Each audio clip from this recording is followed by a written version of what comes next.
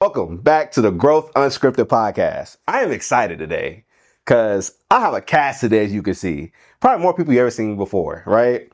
And these are the people behind the most famous Sundays After Church series that's on Apple TV and Prime Video. I want to introduce Natasha, Eric, Ethan, and Brian. Brian, I got questions for you, buddy. Uh-oh. Yeah, I got plenty of questions for you. Okay, so before we dive into it, though, real quick, Natasha, can you actually introduce yourself and what you do? I'm Natasha Boyce Brown, wife, business partner, chief of operations, and all duties as assigned. Got you. Okay, and Eric? I'm Eric Cinnamon Brown, writer and executive producer for Sundays After Church. All right. Ethan X. Evans, director, and I play Deacon Evans. Okay, and Brian? Brian Dargan, producer, and Deacon Clutch in Sundays After Church. All right. So now that we introduce each other, so first I want to start off you, Eric. So question, what made you even want to start this series in the first place? It was based on a book I wrote back in 2013. Okay. It was Sundays After Church. It was like an installment, first part of a book. And so I wrote it and published it. It was one of my most fun to write. So then now we had just gotten done with Cuffed and then Toxic, and I had this new idea, like I really like this story. I think we could tap into that market. And then once I wrote the first episode and we shot it, I'm like, this is a series. We can't stop. So that's when I went ahead and wrote the rest of season 1, and then we shot that really quickly. So I just thought there's a market for it. People seem to enjoy what we've done so far, and I think we got something special. Okay. So I was doing a little bit of research, and I remember seeing in your other interview that y'all was on, y'all explained pretty much what the show was, right? But I actually want to dive a little bit more deeper into that. So, who actually holds real power in this world, and the people in positions, or the people behind the scenes? Behind the scenes. Behind the scenes? Always behind the scenes. Okay. Care to explain why? As I worked in politics for years, Okay. So I worked on Capitol Hill for 10 years. It's never just the politicians you see out front. It's always somebody that is a kingmaker or power broker in the background that's moving people around, parts around. Everyone else that you see in public is a pawn typically. And so that's what I watched on Capitol Hill. And then I just started translating that, and I started seeing the same thing in the church. There's always the front person or front people, and there's always people behind the throne, trustees, different older pastors that make things move or have the control the purse. So that's just how things move. So what you see is what they want you to see. Okay, I like that. So I've always been curious, because I'll be honest, when I was watching the series, right, one of the things that really piqued my interest was like, hold on, this is like a concept of like mafia / being holy at the same time. And I'm just like, The holy mob. right. And then it starts off with you out here with people tied up and stuff, giving Bible verses. And it is like when you was doing it kind of reminded me of Rush Hour when Chris Tucker had the gun to the dude. Said, tell him, sister, he about to go see the Lord. It was like one of those moments, like it was just hilarious to me. And then see how the girl that was tied up was all crying and stuff, and the man was like, shut up. And like he was trying to plead for his life, and they said, pow pow. I was like, dang, you cold, bro. Spoiler alert. Yeah. I feel like that you was born, like you was wanting to be a gangster. I think I'm actually still a little bit shocked that Eric even asked me to do that role. It's not me at all. And so, well, Eric says it is. Eric says it is me. I mean, you fit the role perfectly. No, I think like everybody has a little bit of clutch in them, you know what I mean? And so in that respect, I think, yeah, there's pieces of me in it. But I think that I just couldn't, first of all, it was such a great opportunity. Mm-hmm. And I've been doing it for a while, but I never really had that kind of opportunity before.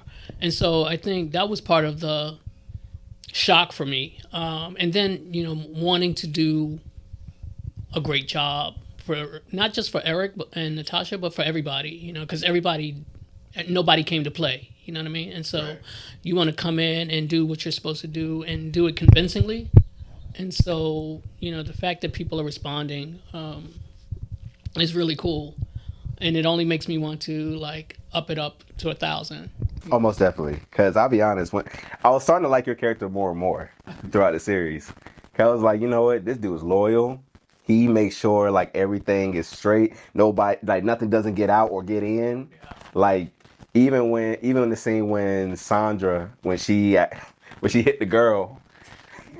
Hit the girl and stuff after she came from working out with Chauncey, and then just her eyes, she's just like, fuck it, I'm done.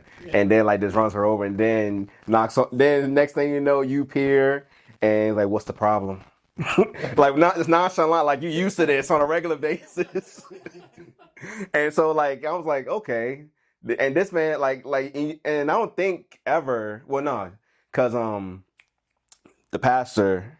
What's his name again? Pastor Gerald. Yeah, Pastor Gerald. Pretty much he already knows really what's going on. Yeah. Pretty much. Yeah. Because he's kind of because you're right, his right hand man. Yeah. Right. Yeah. So during the entire just going through the entire series and watching everything and then see how all the characters unfold, it was probably one of the most amazing things to me, for real. I mean, I think we're just glad that you got your eyes on it, because I think that's really going to once people see the first episode, I think it may be people may be a little thrown off by the title, but once you see the first episode, you're like, wait a minute, this is totally not what I thought. That's exactly what it was. That's exactly what it was for me. The only thing, because one of the things that really brought it to me was the scene when we had the mayor scene that you filmed. Yeah, I'll be a good nigga for you. First of all, why is that the only thing you point out? I directed the whole season. The whole director. I'm the whole director. Why is that the only one?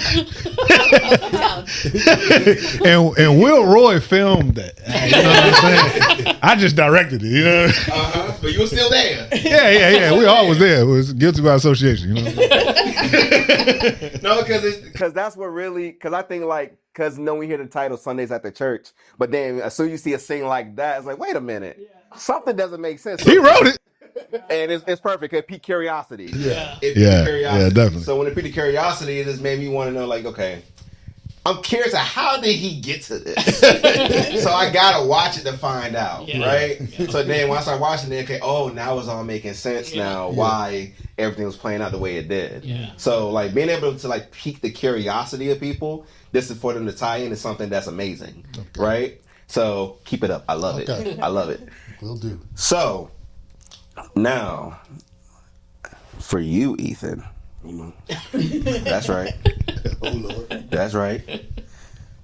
So, how did you approach directing something that deals with faith but also exposes corruption without it being forced?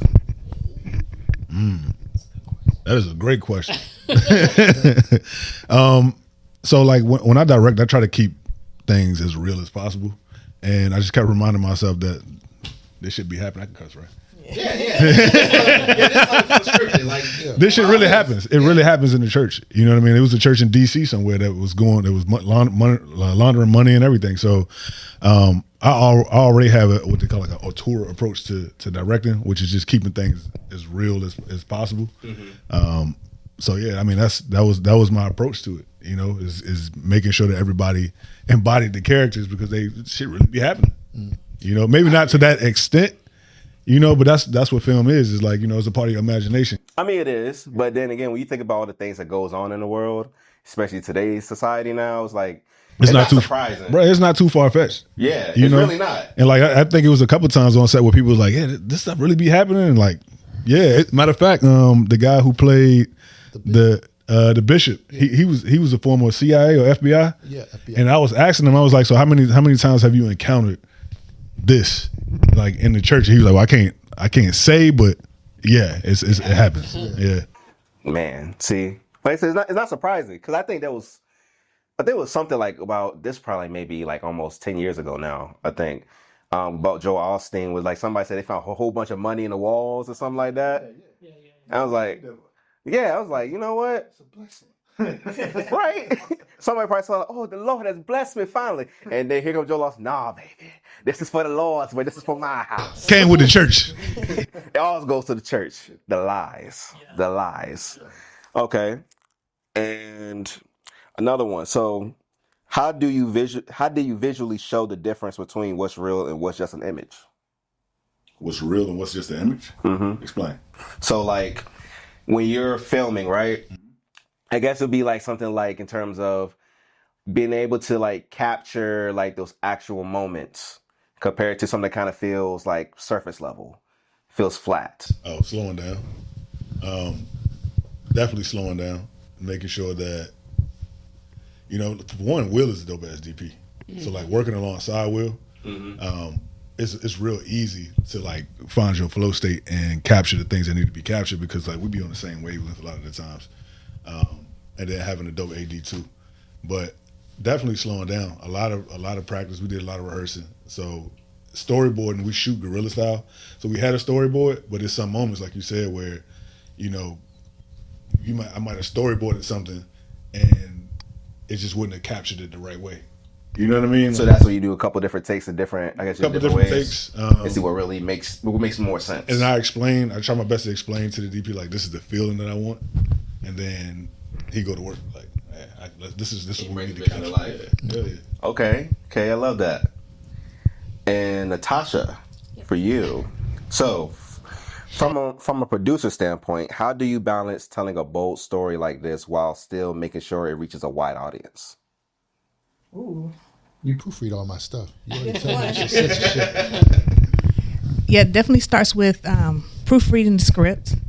My husband does have a very vivid imagination. He knows how to write in a way that does get a lot of attention.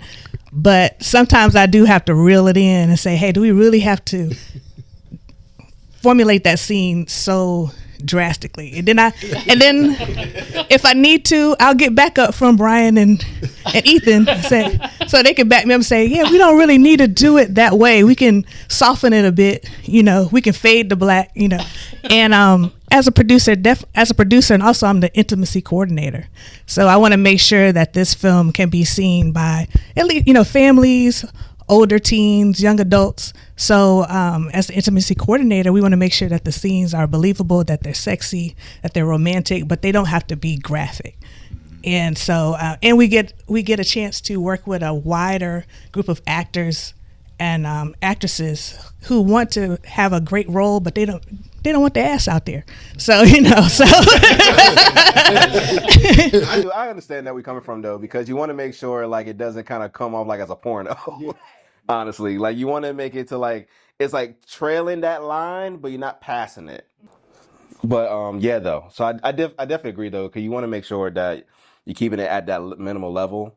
And plus, come on, we got weird people out there.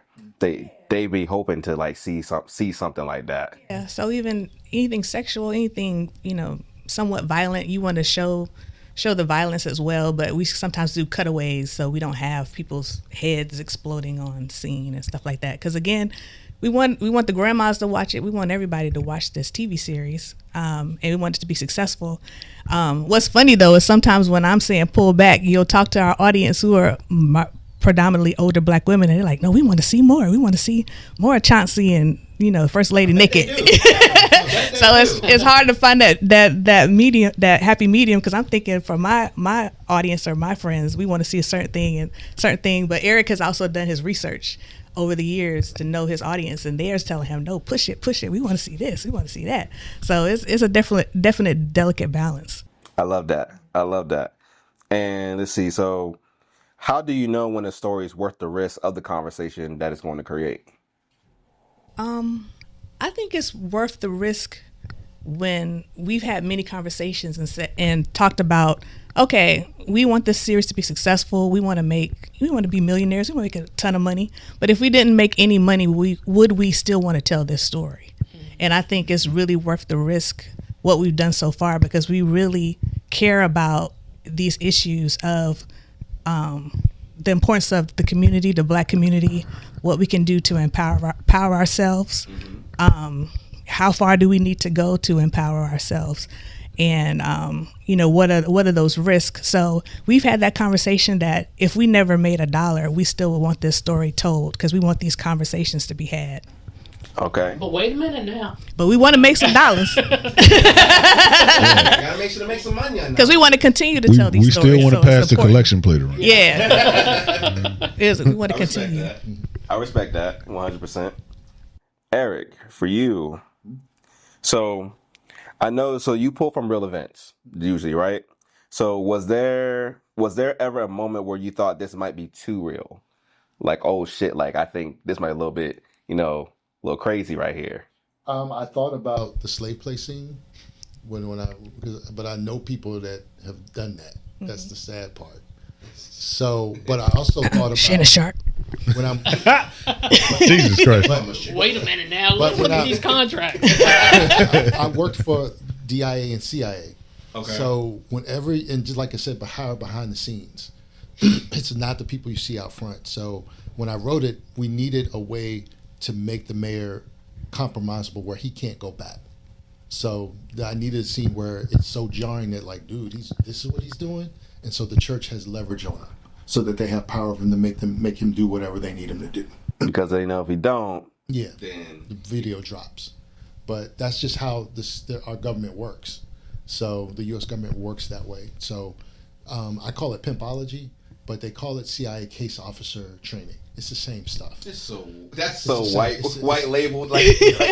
But it's the same stuff. So I worked there where you've training people to turn people into spies. It's the same process that you use to indoctrinate someone into a cult or pimp somebody. It's the exact same process. Wow. And it's the exact same stuff. And so you find out what they want, need, gap.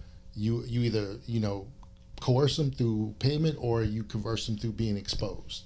And that's just how the CIA works. DIA, they all work that way. Pimpology, man. That's crazy. That's just pretty much what it is. That's how our government works.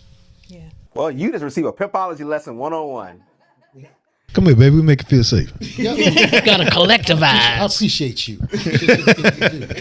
It's the exact same stuff. So I sit there reading the manuals. I'm like, this is just pimping. Yeah. It literally is pimping. We got the strongest military in the whole world. Yeah. Oh yeah, we do. All right. Yeah. You ain't got nothing to worry about. keep paying your taxes. So like I spent 20 years on Capitol Hill. I saw so much stuff, and I'm like, dude, this is ridiculous. So I'm just watching it, talking to people, how people move, and it's there's so many people behind the scenes that are very, very powerful. Richmond probably works the same way. There's a whole unseen control mechanism here that don't let things happen that they don't want to happen. Yeah. And so you never know who they are. They're very powerful people, but the ones you see out front all the time are the worker bees. The puppets. The mayor, all those people, they're all worker bees. They're doing the bidding of people that are much richer and much more powerful than them. That's all it is. So once you understand it, you have to see the people behind the scenes. So that's what gave me the idea for the show, to show how if black people were really on code for each other, what we could do. And so that's why I wanted to create the Deacon Board to become that prototype warrior class that we've lost. Because we lost our warrior class in the 60s when the Black Panthers were killed off. Agreed. And so now we've got thugging, and that's not warriors. That's just thugging. Right. And so, but that's 50 years of it. It's taking a toll. It's like a broken version of it. Right? Exactly. So you're cannibalizing the people around you instead of going offensively against your true enemy. Mm-hmm. The church doesn't do that, so I wanted to show that. And I definitely seen that. I definitely seen that while I was watching the series about the whole thing about showing unity. Yeah. Right. And even when it had the scene with the other girl when they had the lady, they kidnapped the lady that was breaking the baby's bones and stuff like that. I know that was a real thing that happened in real life. Yeah. So like when seeing that, because I did not feel no remorse whatsoever. Yeah. And you know how like some people are like, but everybody deserves a life. No, there's some people that are just evil. Yeah. Point blank period is evil, right?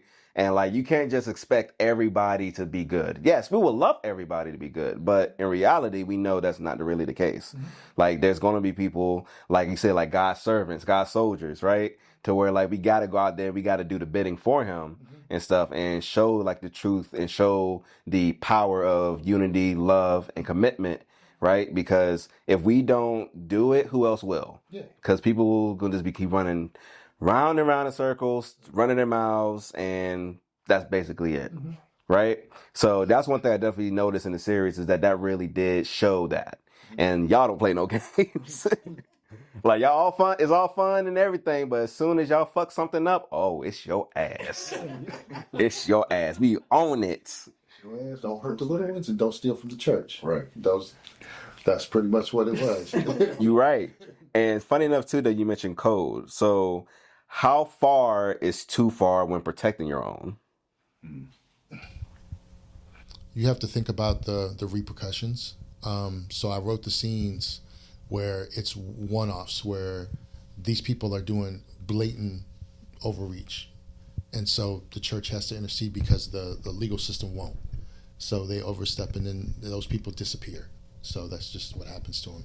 But when you start to do full offensive measures, the blatant offensive measures, that can bring a negative impact on the community. So that's kind of where it can go too far, because you don't want to frighten the I call them the main populace. I call them sheeple. That's the best way to put it. You don't want to freak them out, so you want to pluck the people that are the bad apples out. So that's how I wrote it that way. Okay. Yeah, you can't go after everybody, even though the system may be toxic. You have to cherry pick the ones that are the worst ones, and that still sends a message. It does. Yeah. I'm not going to speak on what happened in the last episode because I know that's a setup. I can only imagine how the setup is going to be for that. I'm excited for that one though, because I can just see how it's just going to play out, right? I feel like this is going to end up becoming like a whole series of Power, but on like a whole different level from a church perspective. And I think that's probably what you're probably trying to go for, like something like that level, but on the church level. I want to show where, if the church was really for the black community, what they could do. And it's not far-fetched. Like, I looked at the data, I'm like, this is not complex. It's just the will to do it. Right. And the problem is we have a lot of black church leadership that are very weak men. I'm going to call them out. They're just weak dudes, and they're selfish. And so I've watched this over 20, because I'm 55. I've been watching this over 20 years, and you have a lot of weak, flamboyant, performative leadership that's not for the community. And people need to start cutting them out. And that's the problem. So you need serious motherfuckers that want to actually make things better for people.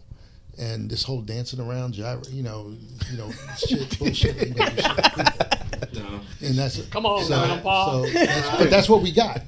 And so, shout out to Drewski, bro. Shout out to Drewski. Yeah, imagine the money he made fun of in that skit. Imagine the money that's flowing through the church if we just set up one credit union.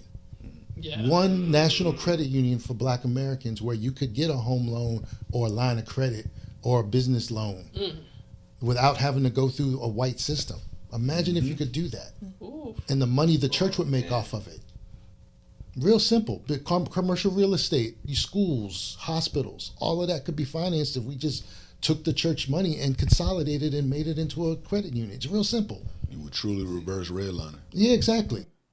What you're talking about right now is not just a revolution, that's a renaissance. Yeah, that's all it takes. But they don't want to do it. Mm-hmm. And so I worked on Capitol Hill. I watched the politicians gloss over black people's issues for years just to get our vote. And now we're at this point where it's dire because we have who we have in office. And we don't have a card to play. Literally. Yeah. Yeah. So this is where we got to dig in on with each other and get on code, or it's it. This is where it's at.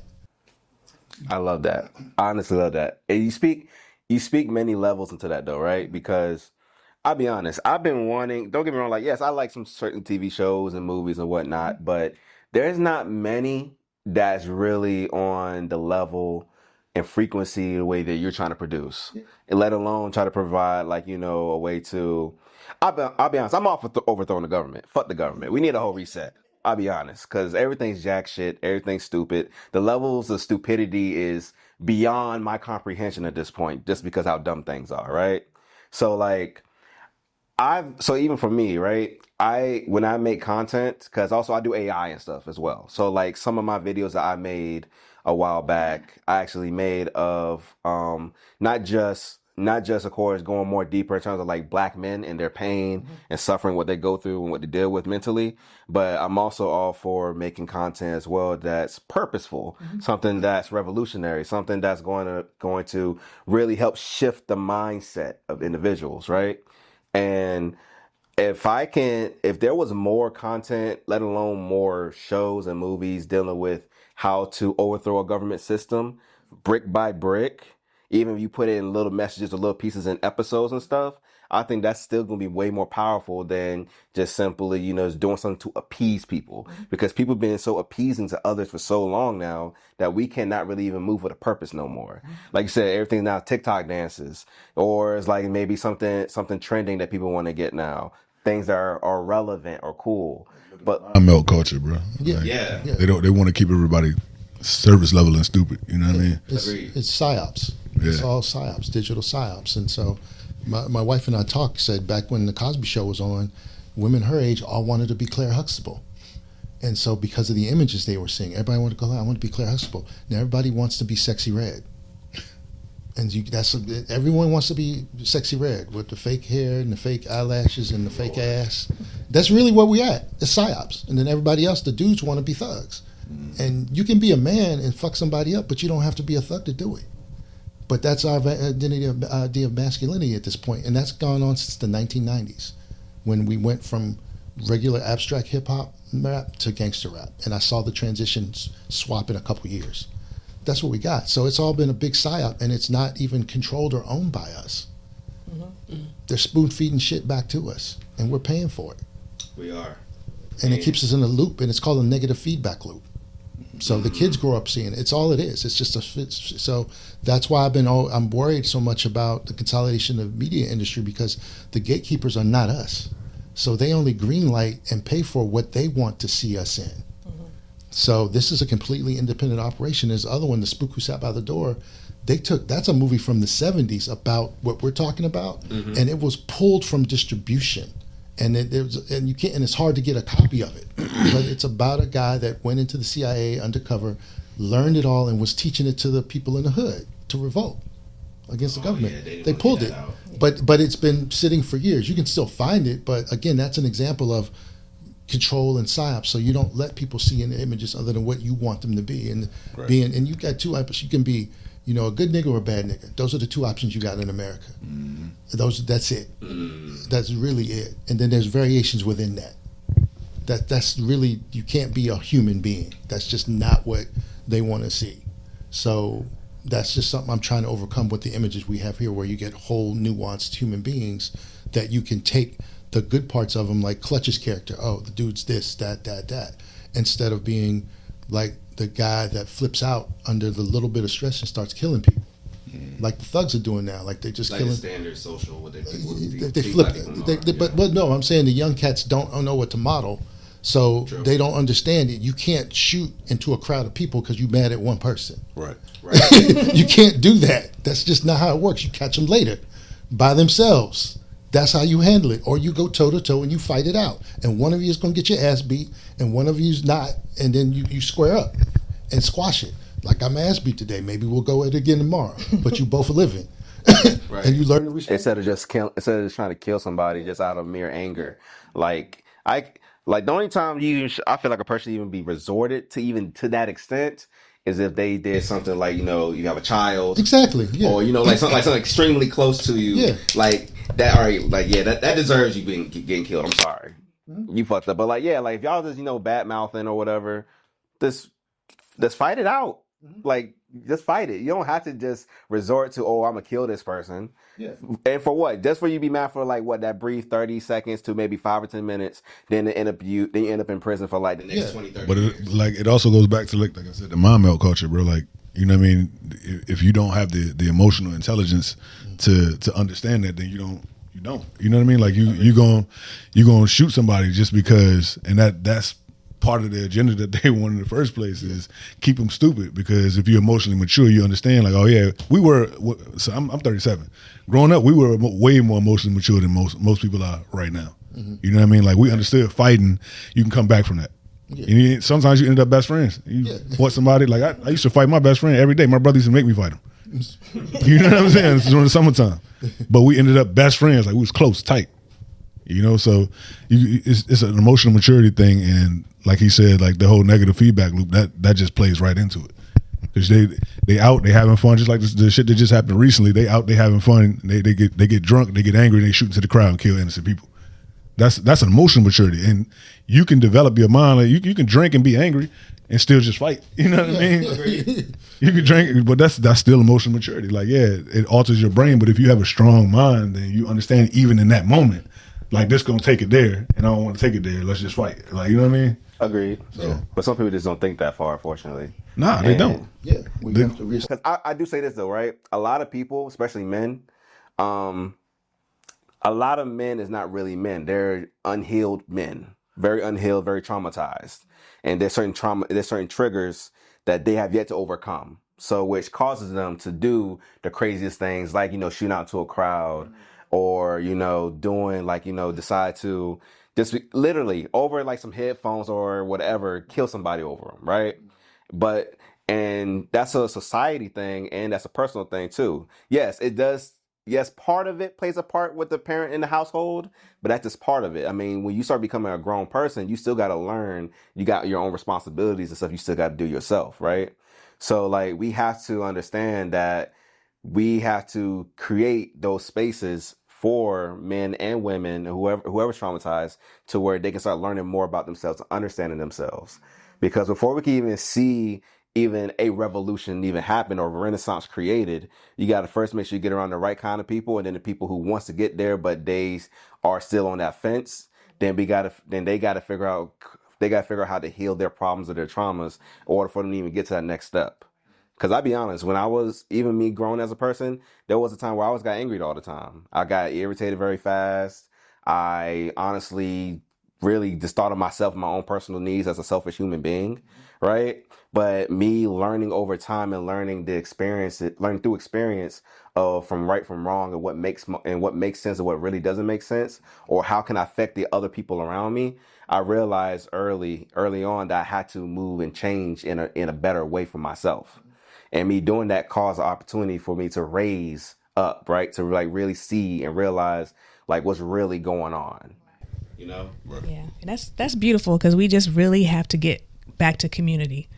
And, you know, the troubling part is everybody can't be part of the community, and everybody doesn't want to be part of the community. But like you said, the people who are on the path, the people who want to heal, we have to be unified. We have to be on code and be comfortable with supporting each other. And if someone is out of pocket, you know, you are part of the community, you are in a trusted circle, I should be able to say something to you and say, brother, I see you going through something, you know, and provide you with support, or just call you out direct. You know, you can go to Mr. Brown to call you out direct and say you messing up. He won't say you messing up. He'll say, you fucked up, right? Bro. But just getting back to that community is so important for us. And I know it's difficult because we do have some Black communities still where we live together, but we don't live together in mass like we used to. Not in harmony. So, you know, whether you come together in different forums like this or online, you just have to find your people and work with those people. Because when I hear folks say, why are we not doing more of this? Why are we not doing that? I said, well, first of all, you need to go online and type that in Google and say people who are doing XYZ. And I'm sure you'll find some groups, some nonprofits, somebody who's working on that issue, and tap in first before you just sit back and say, oh, well, Black people ain't doing nothing. You know, so look for those communities where you got, whether they're in your neighborhood, in your city, or online. And that's what we have to get back to, I feel like, to be on code. Mm-hmm. I agree. I definitely agree. So, okay. So we're going to go to a group discussion now. Well, we already started it, but so is it possible to build power without becoming corrupted by it? It's only that's kind of a moral issue, because a lot of the stuff that it goes on in the government is technically legal. It's immoral, but it's legal. So you have to kind of parse that.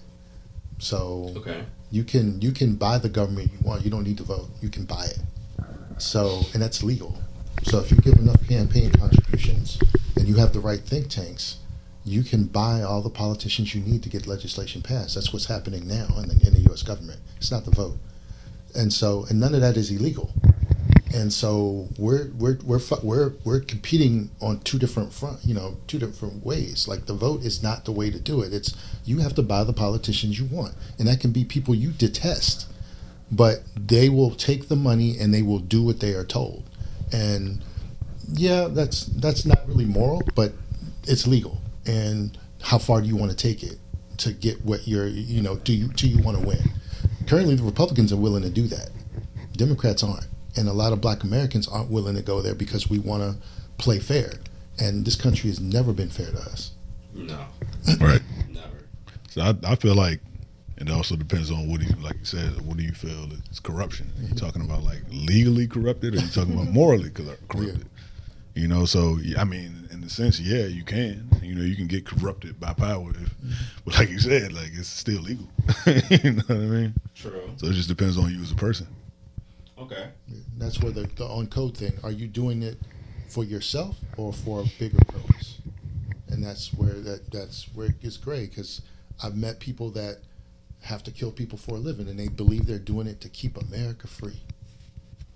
And you can't tell them otherwise. And these are some Black soldiers too. I'm fighting for America. Mm-hmm. You can tell yourself that, but you have to parse that. You have to think about that as an individual. So that's where that goes too. I agree. I understand. Yeah, I think it's very difficult for a majority of people, especially as you have power and influence for many years. As you get older, just socially, or I'm losing the term, but as you get older, you become more conservative. You start to want to keep things close and hoard more. And so I think that's for the community to keep our leaders in check and say, hey, it's time for you to leave. It's time for you to move on. It's time for a younger person to take that spot.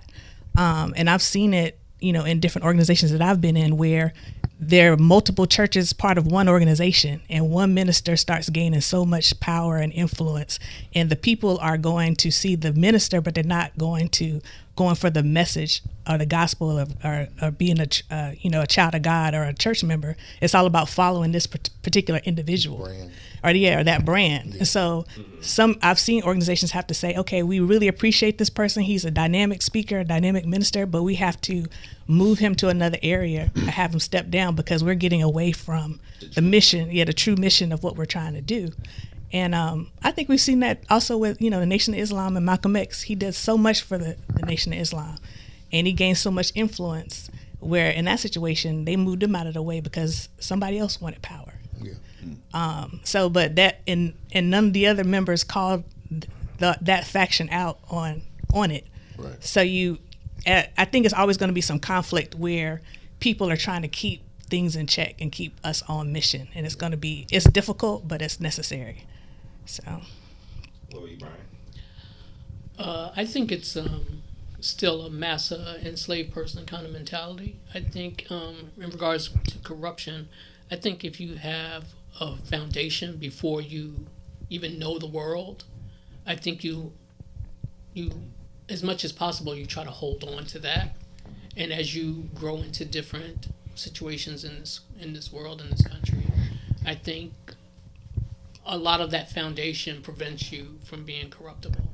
I think a lot of times people who become corrupt know what it is and have made a choice. And so when you make the choice, whatever moral standing or value system you had doesn't go out the window. You've changed it on purpose. And so it's very individual, but you're still working within a society that we don't call them mass and slaves anymore, but that's only because the names have changed. But it's still the same kind of mentality. Which that was one of my favorite lines from you in the show. Motisa. I love that. All y'all made some really good valid points. I feel like for corruption, honestly, if it's for, like you said, like for the bigger picture, for like the bigger mission at times, I feel like corruption only is, to me, I feel like corruption is only considered corruption when it's dealing with actually diminishing a mass of individuals, right? But at the same time, due to we always been getting fucked over plenty of times, right? I don't give a shit if it's the individuals who are the ones who don't care for the rest of the masses. So if it's in terms of that, then I feel that's not corruption. That's just doing what justice need to be served and need to be done. And that's relative. So I'm going to tell you a story. Okay. Remember when Gaddafi got killed in Libya? Yes. And you know what they framed him as a terrorist. And you know who greenlit that killing? I'm not sure who greenlit it. Okay, it was France in a coalition, but they got Obama to agree to it, and they got Susan Rice to kind of push it with Hillary Clinton out of the White House to kill this man and kill his family. And so ever since they've done that, the whole of Libya has become a failed state, and now African black slavery is now big time there. So, morality, corruption, that's what I'm saying. These were black people pushing this agenda in Africa on the behalf of white people. House niggas. And then he had free healthcare, free energy, free housing, free education. They had no debt. Interesting, but he's a threat to democracy and his people, and then they kill him, but they killed his whole bloodline. He's got one daughter left. They killed his grandkids. They killed everybody. Wow. They basically ended his bloodline. Which is what they're trained to do. And these are Negroes here in America that sanction this shit. That's crazy. That's all I'm saying. So it's all relative. It's just so sad just how bad that a lot of us has gone down to Well, they the were point never where- for us anyway. Well, yeah, I mean, I agree. They wasn't, especially when you see who they hang around. Yeah, on a and who you regular answer basis. to. Yeah, Who you so, answer to? You still go party with them. You go to the Hamptons. You go do all the shit that they do. You try to prove you're just like them. Mm-hmm. You do So your you- little sound bites, and then you Move know, on. You go get your to book him. deal. Yeah. Get your book deal. Your movie deal. And move on. I feel like money wasn't a big driving factor in America. I feel like things would be a little bit different. I ain't gonna say entirely. You can but still make money, but you don't have to be a greedy bastard to do it. You don't, but you don't have to be a greedy bastard. Everyone- but it's just that's what's thrived off of the in way- today's the society. way I mean, run we my print business- money, Yeah. so And now we coded. so now obviously there's more than enough. Yeah, it's just yeah. it's just greed. I mean, our business I always wanted to do with this is like everybody should be able to eat. So you shouldn't rip people off so that because we pay all our people. We don't pay a lot, but you should be able to make a car note and maybe some groceries. Off of what you paid. But you're gonna get some. I mean, hey, something is better than nothing. We're not gonna play you. This is what we got. This is Right. we not being greedy about it. And some of them, you got to work for free. Yeah, pay you an exposure. Exposure. Yeah, that we're not doing that. Unfortunately, bills don't pay exposure. But that's how America works, literally. And we're Yeah. trying to do the opposite of that. We will get 100,000 people on you. You know that. This is a great opportunity for you. We ain't got no money though. Yeah. And you have like 79 followers. It's like, how you gonna get me 100,000 people and you got 79 followers? Yeah. you got no type of social status. Only on this platform though. So people have to be understand that you have to be able to look for psychopathic and narcissistic personality traits. And once you understand what you're looking at, you can screen them out of your whole. Our team doesn't have that now. We had that. We had to remove that bullshit. And so I told people I'm trained to look for this shit. Yeah. So stop fucking around. Just come straight up. But they don't. So once you pick out those people, and you have to teach it to a lot of people. I taught it to my kids. When someone's running game on you and you pick up on that, you got to cut them out of your life. Don't even deal with them. Keep them at a distance because those are people that are power hungry, they're greedy, and they're selfish. And they're weak-minded. Like, I watched Brian, he's a solid dude, and when he gets mad, don't fuck with him. And that's why I knew he could do clutch. I knew it. But he's a nice dude otherwise. Like, we cool. I love you. I'm going to do for you. He's like that. And then with Ethan, I noticed when we did our first thing, he made sure his crew got their money. Yeah. That's the one thing I noticed. He didn't make any money, but he made sure his team was like, yo, they got the money they were due. And I was like, oh, I'm gonna fuck with you just because he made sure his team was straight. When he did our first film together, I'm like, he treats people the way he wants to be treated. Yeah. So I was like, we cool. I love that. I love it when people are actually looking out for others. Yeah. Cause that's literally all who I surround myself with. Yeah. Cause like, even for me, I'm not making a lot of money yet. It's getting there. But the thing is that I'm able to connect with the right kind of people who see not only my vision, but also I see their vision, and they help me out and I help them out. Yeah, right? yeah. But also somebody's greatness doesn't affect your greatness. Right. You know what I mean? True. If anything, that's another person that you can go back. You know what I mean? Like, Yeah. oh, I'm trying to do this. Oh, you know what? They Yep. They did just make it to this level. Let me holler at them, and then you got good blood with them because you treat them good. Yeah. You know? The people you see on the way up, you see on the way down. Yeah. It's simple People as don't that. understand reciprocation. It's like they think if they give you something that they have, that they're not getting something in exchange. Yeah, that's and I not how it don't works. understand the mentality of that, you know? It's still like, I mean, kind of like I said, it plays on like greed, but also as well, some people are jealous people as well. Yes. You got to cut them out. Right. And so sometimes too, they don't have patience either. So like, you know, some people like, okay, you did this for them. So now they're thinking that they're supposed to get something back immediately to you. Right. And so like when they feel like after their time frame or when they feel like something should happen, when it doesn't, then that's when some people start switching up on you. So I can give you the cold shoulder, stuff like that. But like if you are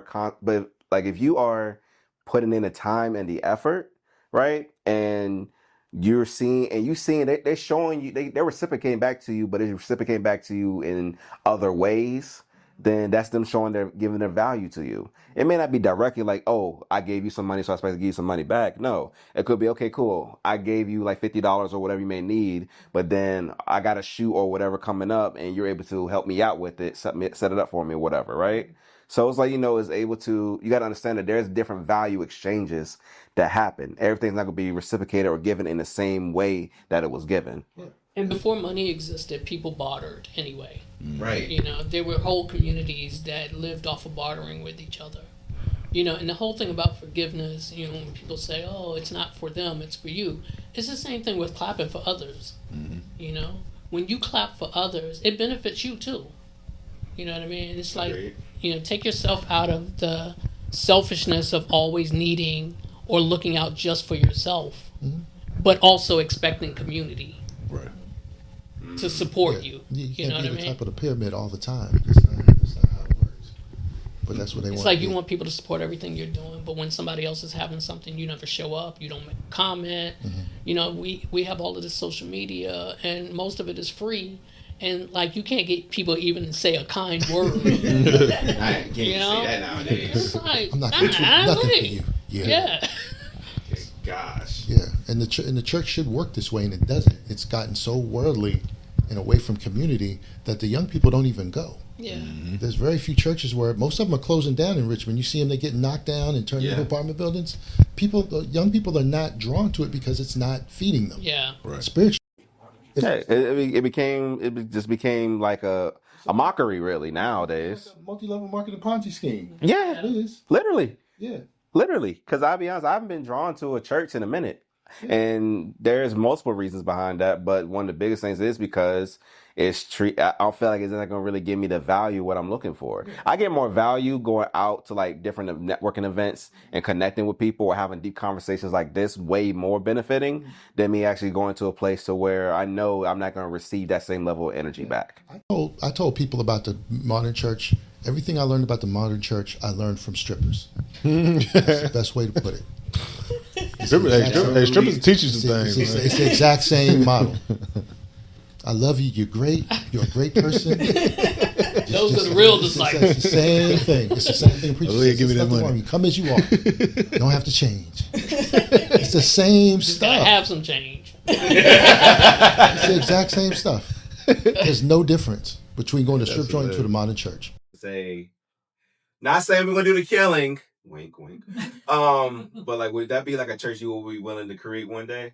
Yeah. If it came down to it? That's the model I'm trying to. That's the whole point. It's a psyop. It's like this is a model that people can emulate, however you want to, but it's some positive Wink, wink.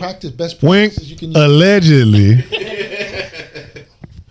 Allegedly. I have to get into the other seasons, but you'll see how when you pool your money, what you can do to buy the government that you want.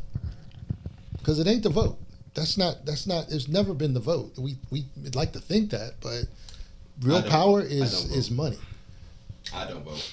I have, but I'm just saying. There's more to it. I'm just watching how you buy the government you want.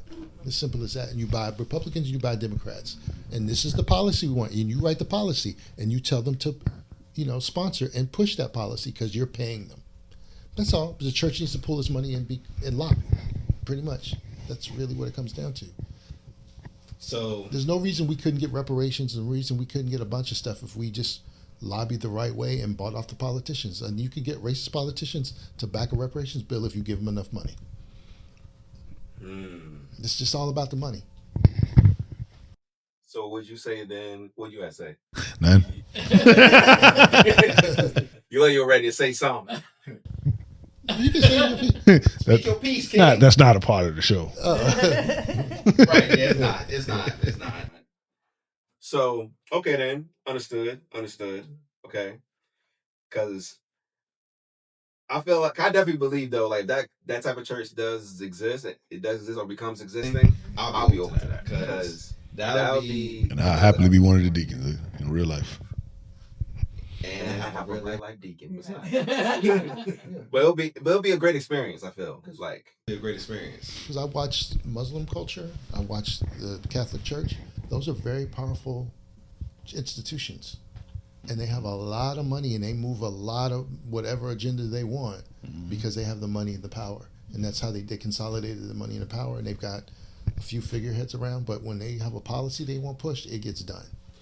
So let me ask you then, do you feel, so when it comes to like, the whole voting process here in America, with that logic in mind, right? So do you feel like then a person's vote wouldn't really matter as much for public, based on that logic? Well, we've been going through that, and they're still passing stuff even though we don't want it. So where for public facing stuff, you want America to appear to be a democracy. That's the marketing pitch. It's not really what it is. So you need that out front to make it look like we have a democratic, electric leadership in this country. But they're bought and paid for by a whole different set of people that don't vote. Right. This is the capitalist country. Yeah. So you just need the window dressing, putting lipstick on a pig. That's what it is. So once you understand that on a pig, that's what you're doing. So it's good for public consumption, but at the end of the day, you have to buy the leadership you want.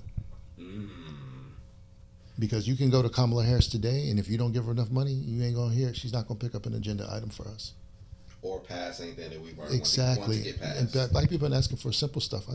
I mean, give us, you don't want to do reparations, just give us no taxes for a certain number of years. And it can be done because it's been done for other cultures. Yeah.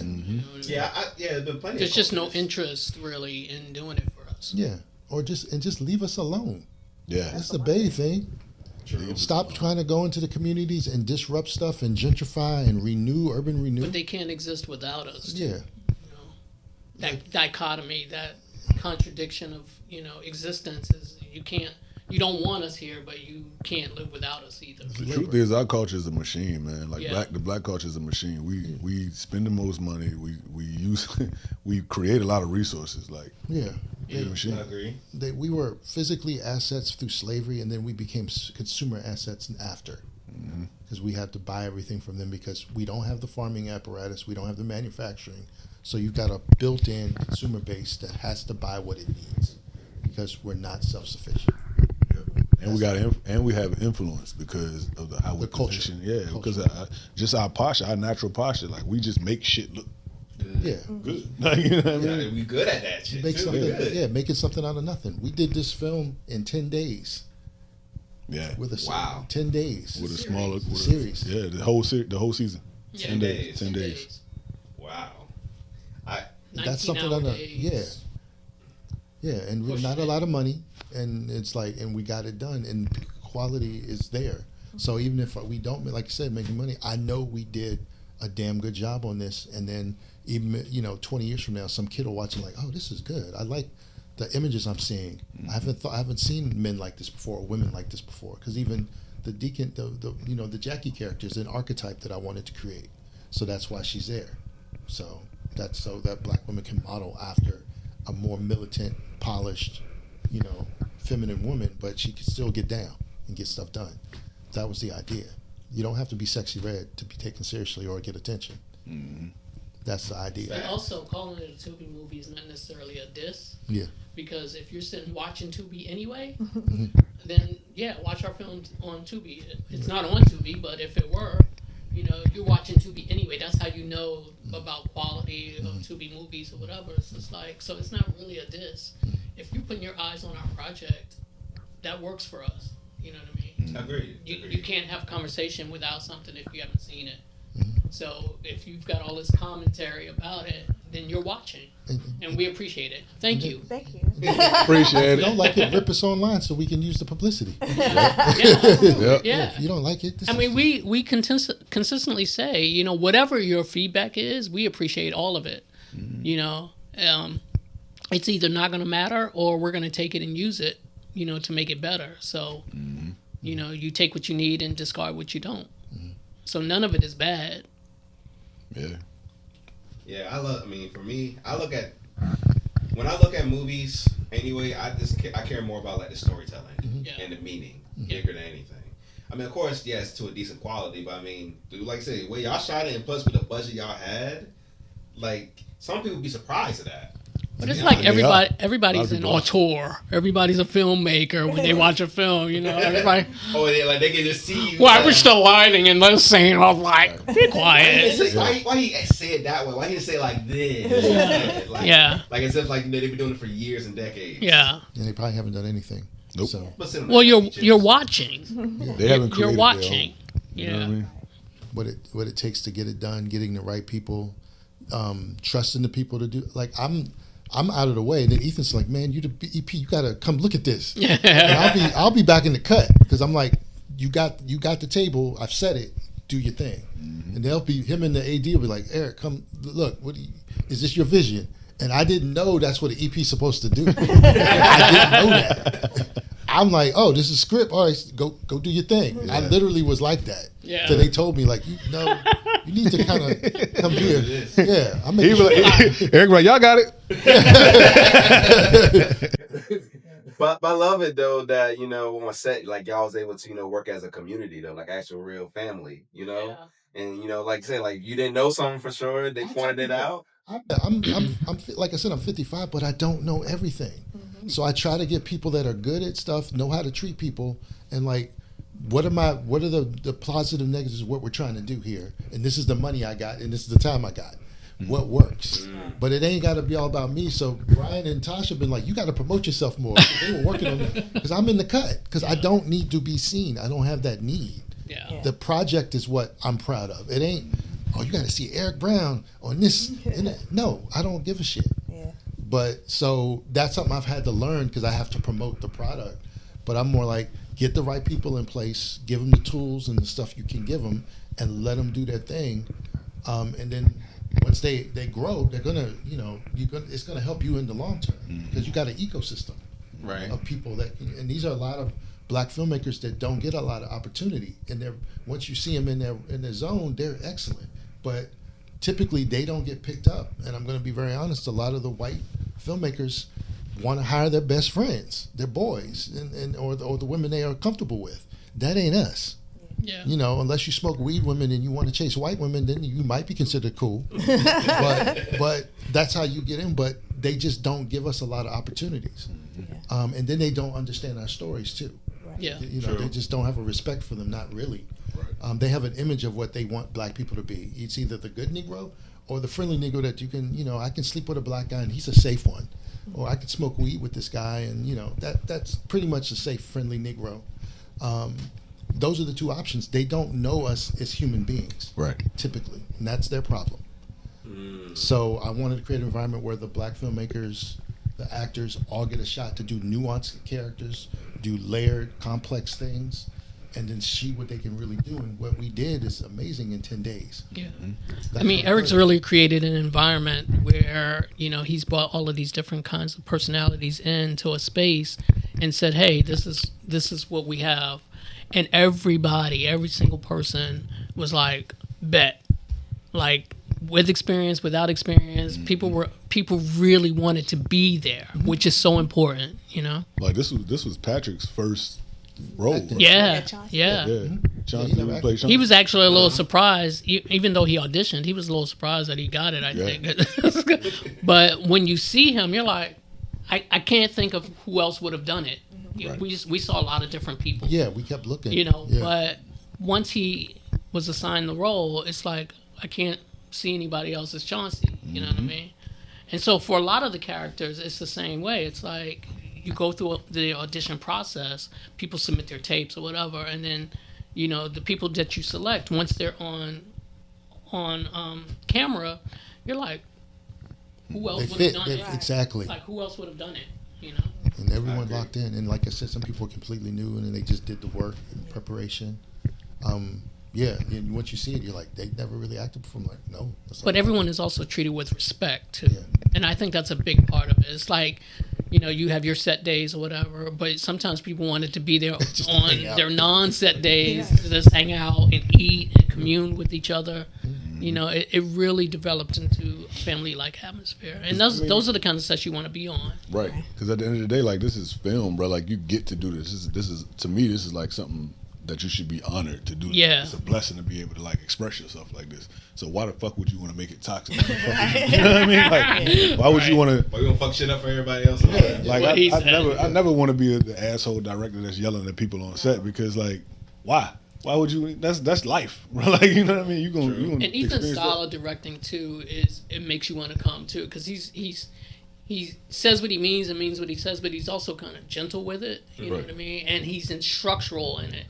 Like, if you're not sure what the character is supposed to be doing, he can, like, direct you and lead you into what it is that you're supposed to be doing in a way that doesn't feel like he's against me, or you know, I'm a shitty actor or whatever. It's like he's gonna, because it's his ass on the line too. Like, he's gonna make sure that he gets what he needs, because it's, you know, you put director on the screen, and it's like, yeah, and he's a perfectionist. Yeah.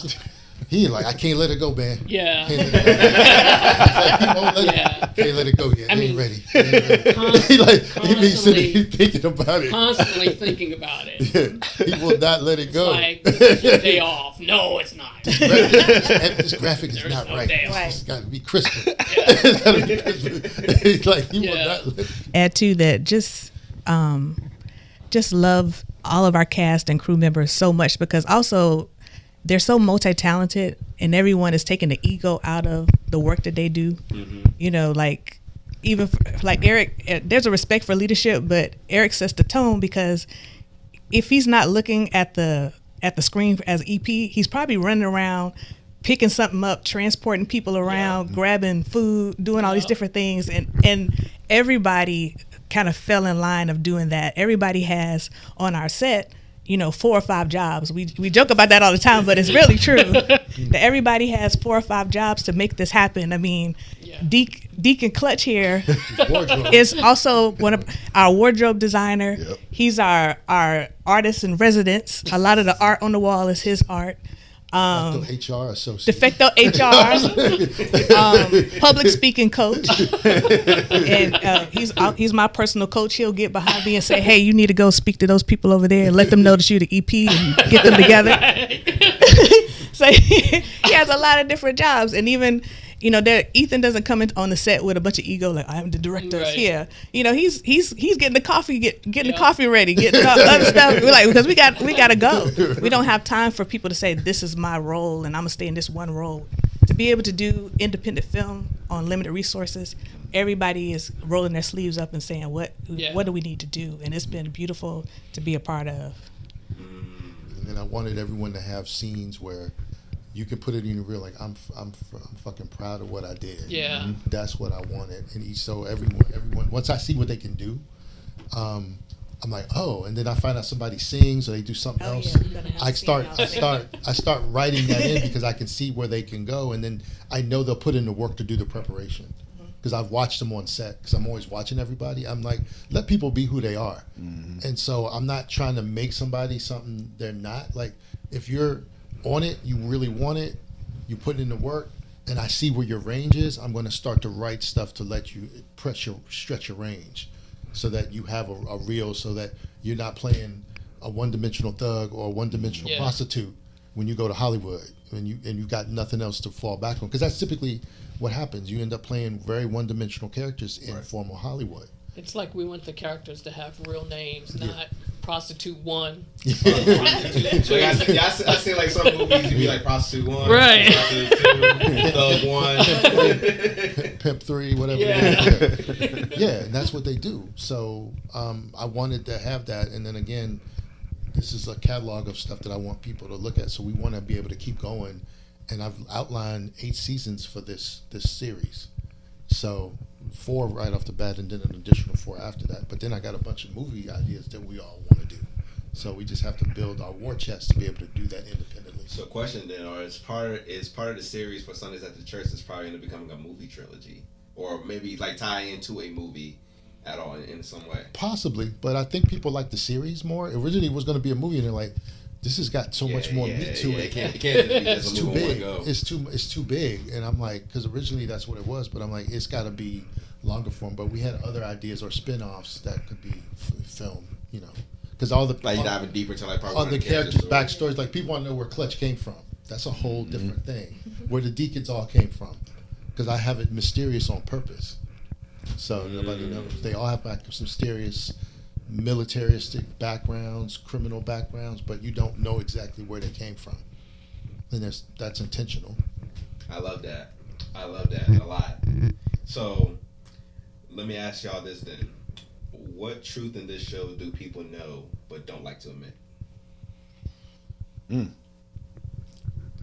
I'll go ahead and jump out there because I didn't want to go there, but he goes there. But one truth that's in this show that people know but don't want to admit is that this nation has been at war with us since we landed here. We are at war. So just like we're talking about, if this church existed, or if it does, would we be a part of it?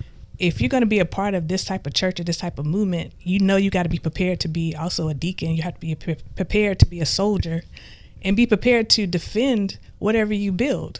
Because I always got to remind people, throughout history, Black people have always built our own communities. We've always built wealth for ourselves, and every time we do it, our neighbors come in and want to burn it down, want to take it from us, want to steal it from us. So we have to be prepared and deal with that truth that we have to defend whatever we want to have in this world, and that's justice, and that's godly. I believe the Bible that I read and the Jesus that I serve, I believe I believe it's holy. So I think that's one uncomfortable truth, that we as Black people think we can go out and march and protest forever, and that works in some regard, but it's not what's going to be able to help us maintain whatever we want to have now. For me, deeper in that ecosystem, like that she just built, the truth is a lack of accountability within the culture as well. So like one of the scenes where the Crash House did what they did, and then we came and reprimanded them for that doesn't exist right now. You know what I mean? So that's let the judicial courts take care of the right. problem. So that's the truth. The truth is, but it used to. It used to back when the Huey P's was around, and the Black Panther Party was a lot stronger. That type of stuff did exist. They would reprimand you for stepping out of line and not being on code. But the truth is, right now, they don't exist. We just don't have it. So I agree.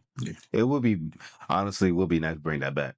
Yeah, we don't have, the men aren't in the church like they used to be. They've gone. So they've gone and moved on to other things, and we're dispersed. So it's hard. And like I said, we don't have a formal warrior class like we used to. So we need to reconstitute that. And there's a lot of good men around us. We just don't know each other. Like, we're dispersed. I met some really good dudes, but they're spread out all over the damn world. Black dudes that are really talented, really, really good dudes, but they're spread out. We don't live together like we used to. So it makes it harder to do it. So you have to build where you are with the people around you and kind of set that tone and create that environment where, you know, the women can walk around, feel safe, they're not going to get harassed. The kids are safe. That the young cats that want to show their ass, they know these are the boundaries, these are the parameters. You step over them, you're going to get fucked up. This is what's going to happen. And we don't have that now. So you can't, it's hard to keep the young men in line because they don't respect any authority. So you have to start to reinforce that type stuff. So that's an uncomfortable truth, and that has to come from the male side of the community at this point to set that tone. So you create an environment where people can move, do what they need to do safely without somebody popping off at the park and killing somebody, Right. or molesting your kids or whatever it is that somebody's doing. You know, because I get it, people are going to always sell and use drugs, but there's got to be rules and parameters around that. Yeah, within our own communities. Yeah. We do need to regulate and have. Yeah, and then you can't cannibalize your own community, which is what happened. Because they want to control the block, you end up bringing it down because people can't live there. Right. That's the problem. You know. And we need to get out of that mindset if we ever want to see any type of flourishing, which honestly I feel that's going to end up happening if a collective of people like create their own community and it's kind of like something where, of course, yes, we want everybody to come in, but we got to be selective. Yeah. Well, we're not going to have a choice soon because the economy is going the way it is. So we don't have a choice. We either work together, or the ones that want to go off and work with the dominant culture, that's a sinking ship. So we have to become internal and build a parallel infrastructure, because our current leadership is taking us down the tubes. And so I'm just going to go off kind of off cuff. The fact that he attacked Iran has set them up as the new world power. They control the chokehold on the country. And now everyone's leaving the U.S. dollar for the yuan, the Chinese yuan. I saw that. That the dominant culture's quality of life is going to drop. So we were already never part of that. So we have to build our own shit at this point, our own lifeboats. And if you don't want to do that, cool. You go do it the dominant culture and figure your shit out. But the rest of us, I'm trying to work with my people to make sure we all eat, we're all good, and you're still here. And I think part of it has to go back to the Green Book and moving more in silence than espousing everything online, telling everybody what your moves are. I think sometimes you have to move in silence and in code. I think we definitely have to get back to that. And regarding the YNs or people who are just not receiving the instruction from the elders, I think part of that is they don't know how to be accountable to themselves. And that's why they don't have the receptors to receive the information from the people that are trying to steer them in the right way. And I don't know what the answer is. I mean, speaking on that, a lot of them do. They do want guidance. You know what I mean? That's me being around some of them, and you know what I mean, having them in my family, and you know what I mean. Like a lot of them do want guidance, but it's just not enough. It's not a lot of men out here that they respect enough, because most of the men today they more concerned about looking better than being better, or they don't have the credibility. You know what I mean? They don't have the credibility. Because I'm not listening to you. I see what you do. I hear what you say, but I also see what you do. You know, you ain't moving like you trying to tell me to move. Right. Yeah. You know. Right. I agree. Because I would definitely say, especially in the series, like you would think when the pastor told Sandra that he was gay, you would think. Oh yeah, spoiler alert. Cut that out, please. Oh, we will. When Sandra found out that he was something else, right? you would think that he's not going to really have much clout and influence, right? But for him to still operate the way he does, right, and the way he carry himself, you would not have a clue in the world. And like you said, you kept all the characters' backgrounds a mystery. So clearly there was something that happened in his background to kind of pretty much place him in the way he is and operate the way he is, right? So like being able to see men operate from that way and that type of wavelength is something that is inspiring, right? And we do, like, honestly, we do need more men like that. 100%. But in order for it to happen, it's going to take a collective of people to help change that one, and then that one turns to two, then two turns to five, and so forth. Right? So it's just that we have to lead by example. Yeah, because I didn't start figuring stuff out till I was 30. It takes a while to you know what you've been told to do, but just getting seasoned to understand how the world works. I was 30 before this is how this, and that's when I started working in Capitol Hill and this is how the world really works, the underbelly.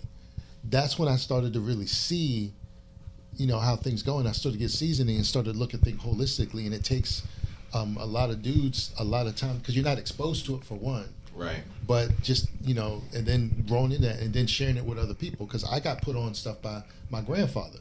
But I was a kid, but it didn't hit me to come to my awareness till I was 30. Like, oh, he did say this shit was going to happen. It's like, he had 6th grade education, but he had the insight. Yeah. So I spent a lot of time with him and other older men that would just drop game on me, and I didn't realize what they were giving me till I lived some life.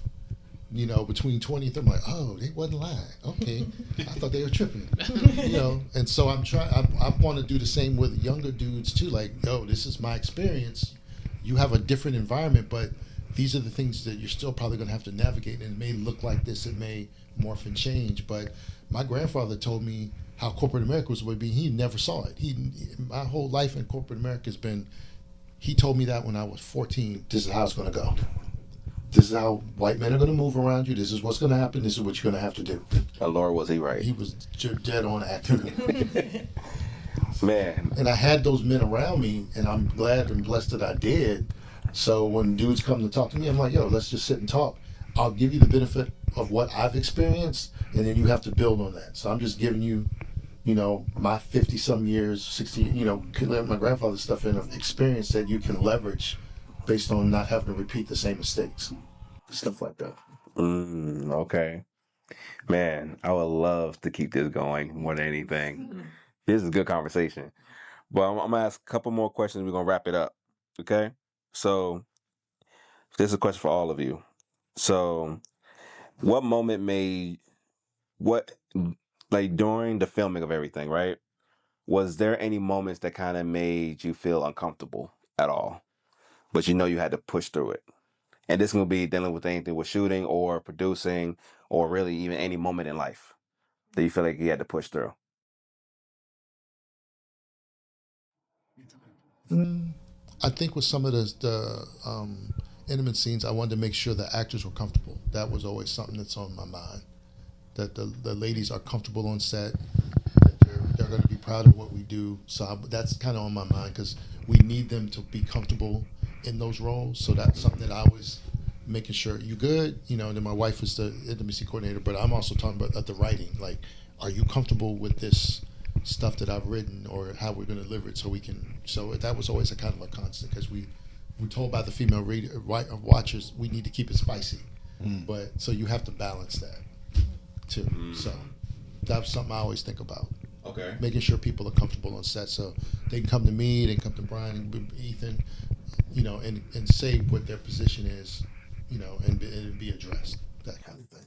All right. What about you, Natasha? Wow. I think some of the challenges for me is where we've had to call out different crew or cast members that are super talented, but they may just not be a right fit. They're not respectful to the rest of the production. They're doing things that are detrimental, and one apple can spoil the bunch for everybody, and that could be a ripple effect. So I think those were some of the really uncomfortable times where we had to say, wow, this person's really, really talented, but we're going to have to let them go and let them go quickly. And it was a great exercise in just trusting God. And because every time we've had to do that or turn somebody down, we always got somebody who was even more spectacular to fill that role. Ethan. We're all Question was pushing through, right? Moments we had to push through. For me, and I said this before, it was some of the more triggering scenes, things that I've experienced in real life. Specifically, like episode 4, the beginning of episode 4, like that happened in real life. in that exact spot to one of my friends. Yeah. Wow. So, having moments like that, where you just gotta get out of your mental and just remember you on set right now. You gotta keep going. You gotta push through and direct, because like it was moments, especially like when homeboy came across the street, he like, I thought y'all was shooting for real over this joint, bro. Yeah, he was like, I thought because it happens right there all the time. You know what I mean? And moments like that, and just having to relive those while being on set, telling other people to live those. Like, you know what I mean? So that was for me.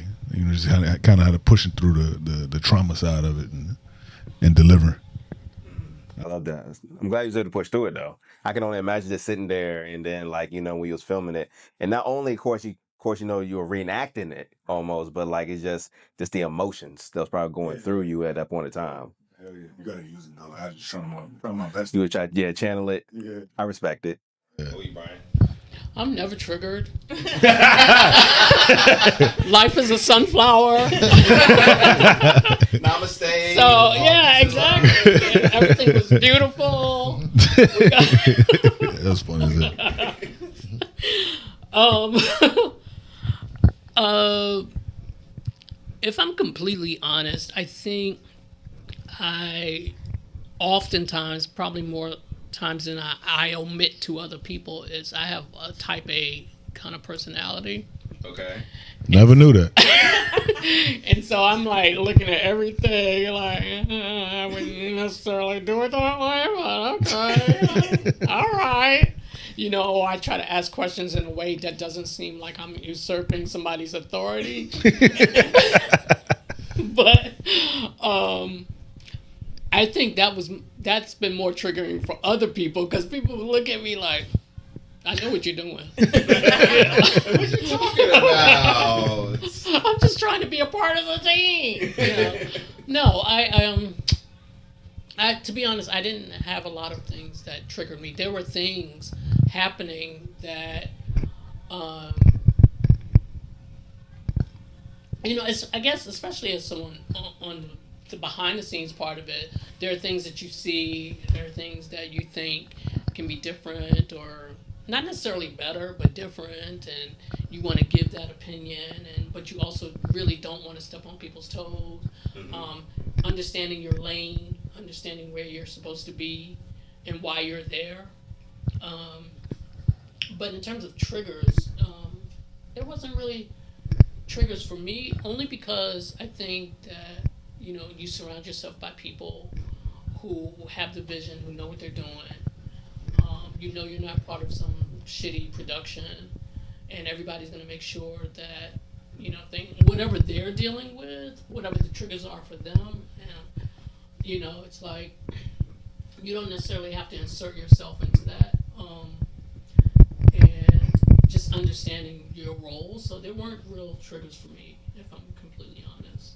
Okay. I mean, It was more like, I could say, like just kind of like just understand stuff. Right. That you think, should I? And Get so in my head, because of the type A, it's like you're always trying to figure out where you're best needed, where you fit, should you insert yourself into certain things. So I think that's the struggle for me a lot of times. Okay. Because there are times when I can be really quiet, and there are times when, like now, I can't shut up. So, I love it. Keep it going, darling. Keep it going. Okay, so what is next for Sundays at the Church? When can we expect season 2, bro? We have to hit budget, and then we want to shoot season 2 in September, October this year. But we have to hit our budget for season 1 first. Yeah. So we have the money to shoot. By the season. By the season. By the season. By the season. Season 2 will be 8 episodes, and they'll be about an hour long each. So people are complaining about the 30 minutes. Like, well, it was budget. That's budget, yo. It was budget. So, but it'll be full, like, 8 1-hour episodes.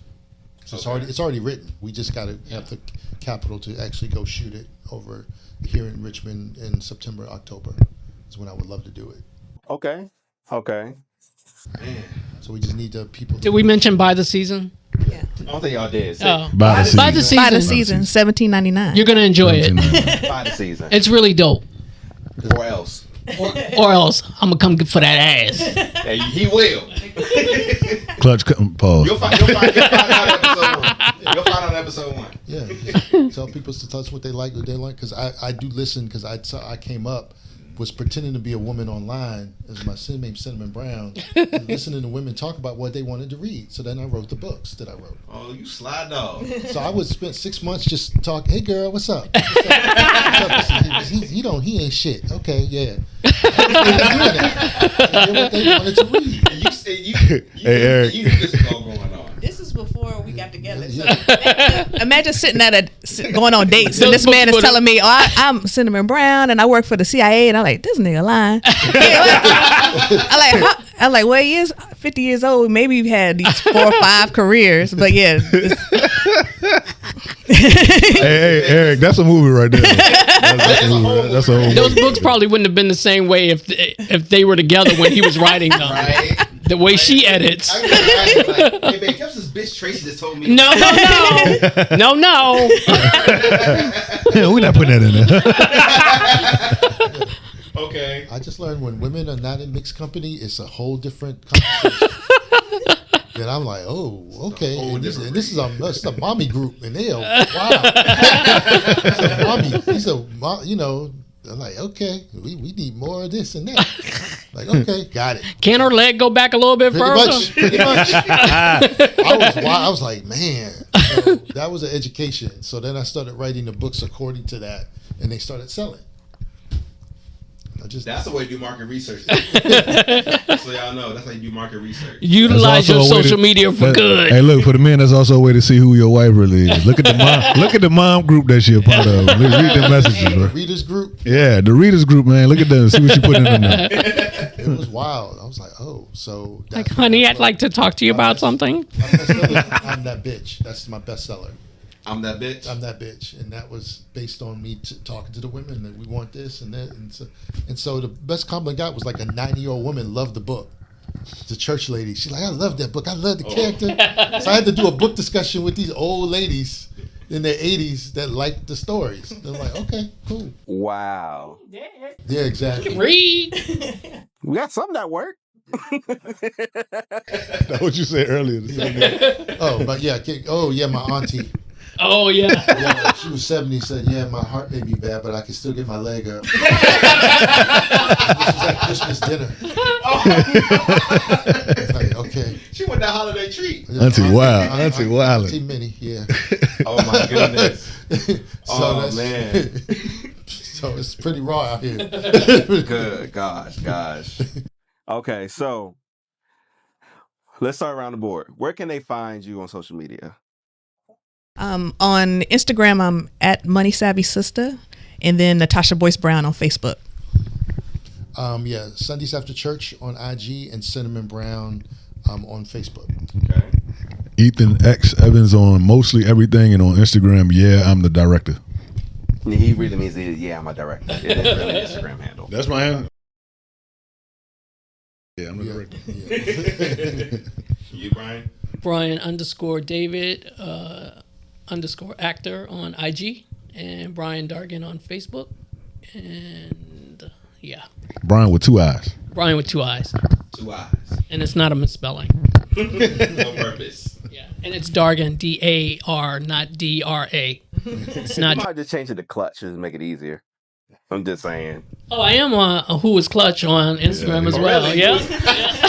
Wait, you have a whole Instagram? I sure do. What? I sure I'm following do. that after this episode. I'm following that. I gotta have that one.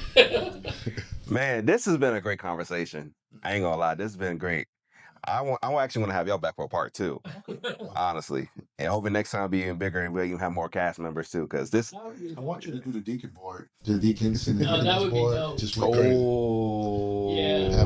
Yeah. Y'all just chop it up on what the deacons do, the deaconess board. Yeah. Oh, I'm down for that. Yeah. I'm down for that. I'd love to. Oh man.